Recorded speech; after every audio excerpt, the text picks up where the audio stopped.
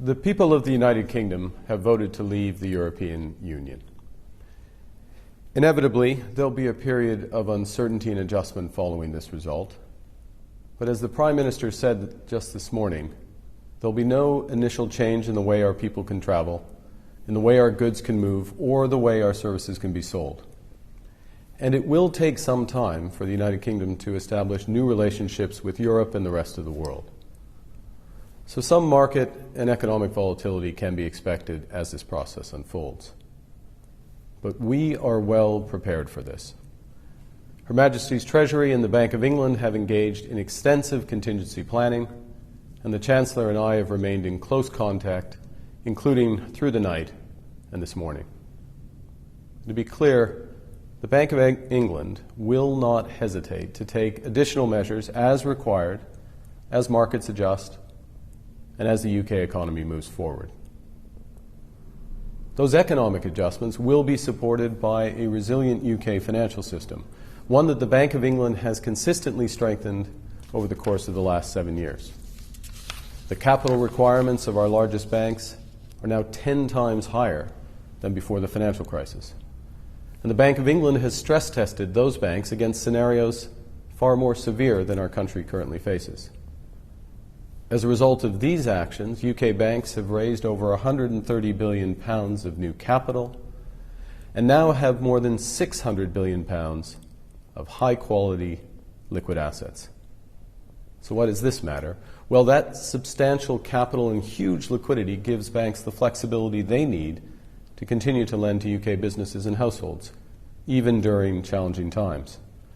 Moreover, as a backstop, and to support the functioning of markets, the Bank of England stands ready to provide more than £250 billion of additional funds through its normal market operations. The Bank of England is also able to provide substantial liquidity in foreign currency if required.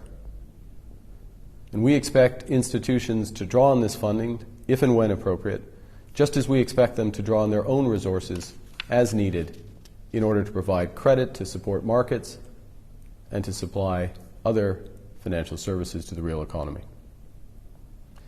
In the coming weeks, the bank will assess economic conditions, and we will consider any additional policy responses.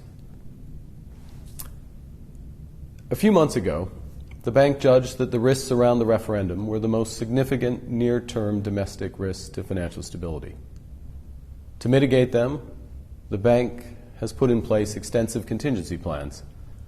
And these plans begin with ensuring that the core of our financial system is well capitalized, is liquid, and is strong. This resilience is backed up by the Bank of England's liquidity facilities in sterling and foreign currencies, and all of these resources will support orderly market functioning in the face of any short-term volatility. The bank will continue to consult and cooperate with all relevant domestic and international authorities to ensure that the UK financial system can absorb any stresses and can do its job of concentrating on serving the real economy. That economy will adjust to new trading relationships that will be put in place over time. And it's these public and private decisions which will determine the UK's long-term economic prospects. The best contribution of the Bank of England, the best contribution we can make to this process, is to continue to pursue relentlessly our responsibilities for monetary and financial stability.